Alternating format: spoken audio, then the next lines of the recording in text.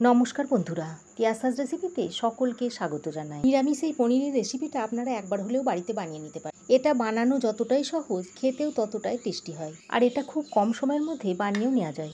তাহলে চলুন আর দেরি না করে রেসিপিটা শুরু করা যাক। আমাদের আজকের রেসিপি হলো নিরামিষ পনিরের তরকারি। নিরামিষ পনিরের তরকারি বানানোর জন্য প্রথমে আমি একটা গুঁড়ো মশলা তৈরি করে নিচ্ছি। তার জন্য একটা প্লেটে নিয়ে নিয়েছি 2 চা চামচ গোটা ধনে, 1 চা চামচ নিয়েছি গোটা মৌরি, আর 1 চা চামচ নিয়েছি গোটা জিরে, আর নিয়েছি 1 চা চামচ গোটা গোলমরিচ আর 2টো শুকনো লঙ্কা। এবার এই গোটা মশলাগুলোকে একটা ফ্রাইং প্যানের মধ্যে ঢেলে নিচ্ছি। তারপর ফ্রাইং প্যানে দিয়ে একটু হালকা করে রোস্ট করে নিচ্ছি। এইভাবে ভাজতে ভাজতে যখন একটা সুন্দর স্মেল ছাড়তে শুরু করবে, সেই সময় এগুলোকে নামিয়ে একটা প্লেটে ঢেলে নিচ্ছি। তারপর এগুলোকে একটু ঠান্ডা করে তারপর মিক্সিতে গুঁড়ো করে নেব। ওদিকে ভাজা মশলাটা ঠান্ডা হতে হতে এদিকে আমি ততক্ষণে 2টো টমেটো নিয়েছি। এই টমেটোগুলো একটু রাফলি কেটে নিচ্ছি।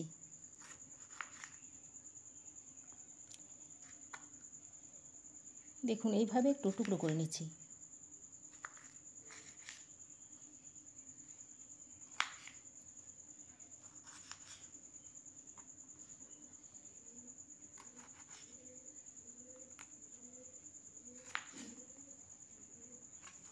টমেটোগুলো কাটা হয়ে গেলে এবার একটা মিক্সিং জারের মধ্যে ভরে নিচ্ছি।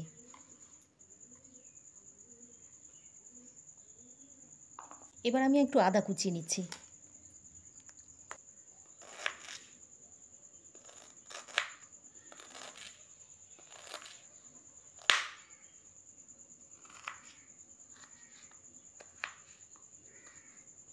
আদাটাকেও মিক্সিং জারের মধ্যে ভরে নিচ্ছি।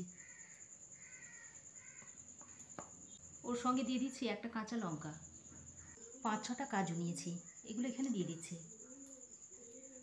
আর 1 চামচ মতো চারমগজ নিয়েছি, সেটা এখন এর মধ্যে দিয়ে দিচ্ছি। তারপর অল্প একটু জল দিয়ে ভালো করে একটা মিহি পেস্ট তৈরি করে নেব। এবার আমি যে মশলাটা ভেজে রেখেছিলাম সেটা একটা মিক্সিং জারের মধ্যে নিয়ে নিচ্ছি। লঙ্কার বোটা দুটো একটু ছাড়িয়ে ফেলে দিয়েছি। এবার এটাকে একটু হালকা করে ক্রাশ করে নেব। এবার রান্নাটা করার জন্য কড়াইয়ে 2 চামচ সাদা তেল দিয়ে দিচ্ছি, আর দিয়ে দিচ্ছি 2 চামচ ঘি। 2 চামচ সাদা তেলে 2 চামচ ঘি দিয়ে দিয়েছি। এদিকে তেলটা গরম হতে হতে এখানে আমি 200 গ্রাম মতো পনির নিয়েছি। এই পনিরটাকে একটু চৌকো করে কেটে নিচ্ছি। আপনারা আপনাদের ইচ্ছা অনুযায়ী পিসগুলো করে নেবেন।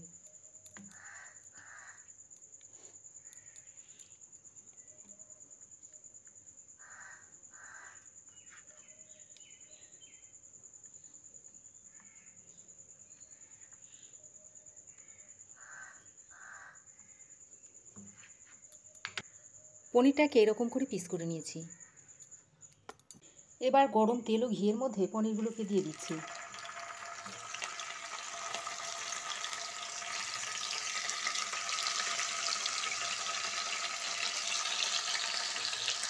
পনিরগুলোকে গরম তেলে দিয়ে লো টু মিডিয়াম হিটে একটু লালচে করে ভেজে নেব। এবার পনিরের মধ্যে অল্প করে একটু নুন দিয়ে দিচ্ছি। নুনটা দিয়ে নাড়াচাড়া করে হালকা করে ভেজে নেব। পনিরগুলোকে এরকম একটু হালকা হাতে নেড়ে চেড়ে ভেজে নিতে হবে। একটু খুব বেশি নাড়াচাড়া করবেন না, তাহলে পনিরগুলো ভেঙে যেতে পারে।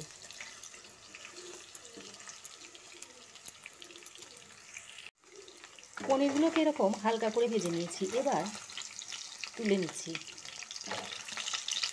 এরকম একটু হালকা করে ভেজে পনিরগুলোকে তুলে নিচ্ছি। তুলে একটা বাটিতে নর্মাল জল নিয়েছি, সেই জলের মধ্যে দিয়ে দিচ্ছি। এইভাবে জলের মধ্যে যদি পনিরগুলোকে ডুবিয়ে দেওয়া যায়, তাহলে পনিরটা সফট থাকবে। এবার আমি এই তেলের মধ্যে দিয়ে দিচ্ছি 2টো এলাচ। এলাচটা অবশ্যই ফাটিয়ে নেবেন। 2-3 টুকরো দিয়ে দিচ্ছি দারচিনি, 4-5টা দিয়ে দিচ্ছি লবঙ্গ, আর 1 টুকরো জয়িত্রী দিয়ে দিচ্ছি। ফোড়নটাকে হালকা করে নেড়ে চেড়ে নিচ্ছি। ফোড়নটা কয়েক সেকেন্ড ভেজে নেওয়ার পর এর মধ্যে যে টমেটো আদার পেস্টটা তৈরি করে নিয়েছিলাম সেটা এখানে দিয়ে দিচ্ছি।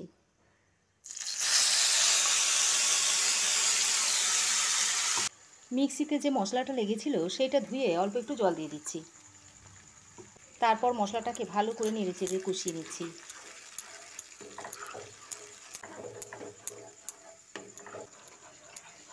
মশলাটা দিয়ে কিছুক্ষণ কষিয়ে নেওয়ার পর এর মধ্যে দিয়ে দিচ্ছি হাফ চামচ মতো হলুদ গুঁড়ো,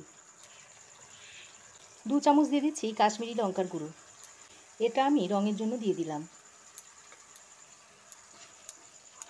গুঁড়ো মশলাগুলো দিয়ে মশলার সঙ্গে আরও কিছুক্ষণ কষিয়ে নিচ্ছি।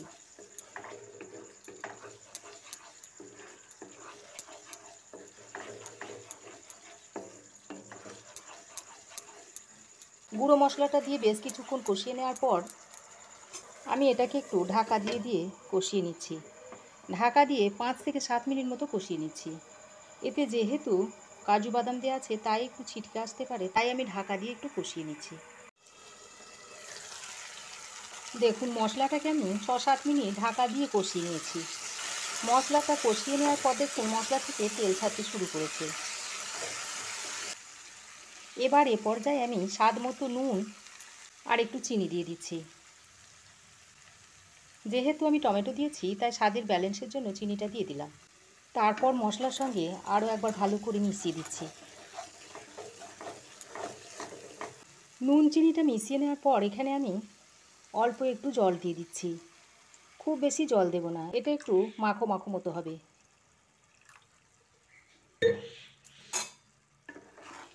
জলটা দিয়ে গ্রেভির সঙ্গে ভালো করে মাখিয়ে নিচ্ছি।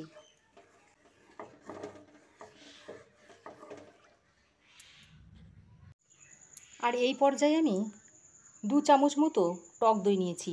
টক দইটা এর মধ্যে দিয়ে ভালো করে মিশিয়ে নিচ্ছি। এ সময় গ্যাসের ফ্লেমটা লোতেই থাকবে। তারপর দইটা ভালো করে মিশিয়ে নেওয়া হয়ে গেলে গ্যাসের ফ্লেমটাকে বাড়িয়ে দেব। দইটা মেশানোর পর আবারও ঢাকা দিয়ে 2 মিনিট মতো গ্রেভিটাকে ফুটিয়ে নিচ্ছি। দেখুন ঢাকা দিয়ে বেশ খানিকক্ষণ ফুটিয়ে নিয়েছি। ভাজা মশলাটাকে আমি এইভাবে গুঁড়ো করে নিয়েছি, একেবারে মিহি গুঁড়ো করিনি। এবার এর মধ্যে থেকে 1 চামচ নিয়ে নিচ্ছি, নিয়ে এই গ্রেভির মধ্যে দিয়ে দিচ্ছি।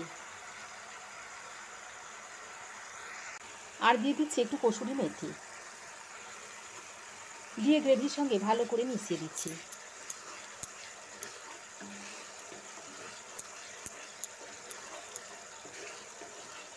এবার আমি জল থেকে ছেঁকে পনিরগুলোকে দিয়ে দিচ্ছি। তারপর একটু হালকা হাতে মিশিয়ে নিচ্ছি। তবে পনিরগুলো দিয়ে 2 থেকে 3 মিনিটের বেশি কিন্তু ফোটাবো না। খুব বেশি যদি ফোটানো হয় তাহলে পনিরগুলো শক্ত হয়ে যাবে, তখন আর খেতে ভালো লাগবে না। এবার আমি এর মধ্যে দিয়ে দিচ্ছি 2টো চেরা কাঁচা লঙ্কা, আর ছোটো চামচের 1 চামচ দিয়ে দিচ্ছি গরম মশলার গুঁড়ো। কাঁচা লঙ্কা আর গরম মশলার গুঁড়োটা দিয়ে আরও একবার ভালো করে মিশিয়ে নিচ্ছি। নিরামিষ দিনে খাবার মতো পনিরের তরকারিটা এখন সার্ভ করার জন্য রেডি। এবার আমি গ্যাসের ফ্লেমটা বন্ধ করে আপনাদের সার্ভ করে দেখাচ্ছি।